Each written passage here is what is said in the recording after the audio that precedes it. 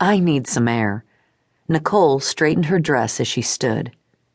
You're not leaving, are you? Lauren tilted her head up with the question.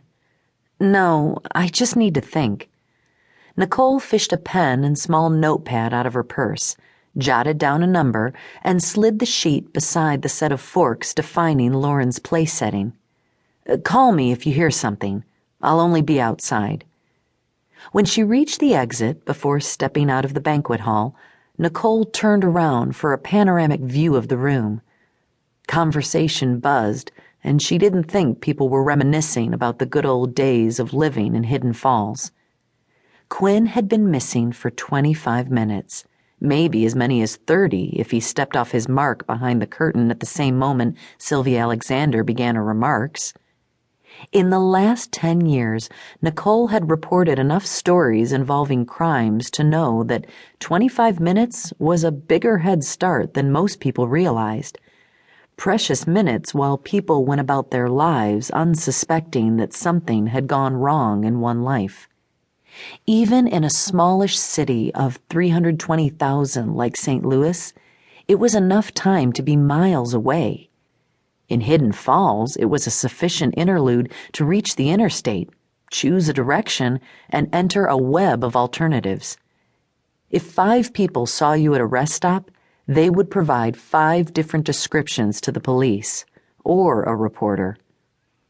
Nicole scanned the hall, trying to freeze frame the moment of Saturday at 8:14 p.m.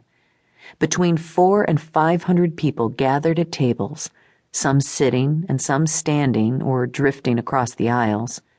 Dozens had left the room for innocent reasons: a wrap left in the car, a need for the restrooms, a call from the babysitter. Looking for Quinn. The room was not secured. Nicole saw not even one uniformed officer on duty for the event. And why should there be? Hidden Falls was the kind of town where visitors ignoring the speed limit got most of the attention from law enforcement. Occasionally, kids took their vandalism too far and faced the consequences. And no doubt in the last 10 years, drugs had become more available than when Nicole was in high school, as they had everywhere. But if the local newspaper depended on a police blotter for stories to follow up on, the publisher would have been out of business years ago. Think, Sandquist, Nicole told herself. You're missing something. What is it? She resumed her resolve to seek fresh air. She cared about Quinn, but this was no time to let sentiment cloud a decade of training and experience. If something had gone wrong for him a half an hour ago, she needed to be at the top of her game. High heels stopped hindering Nicole long ago. She crossed the foyer swiftly and pushed out the front door. Cool air wakened the pores of her face. She was glad she'd tossed a coat in her car when she left the house. She would need it by the time the evening ended, and the way things were going, there was no predicting when that would be. Nicole hadn't thought beyond getting outside.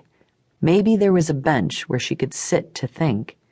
Maybe she would follow the sidewalk that circled the building.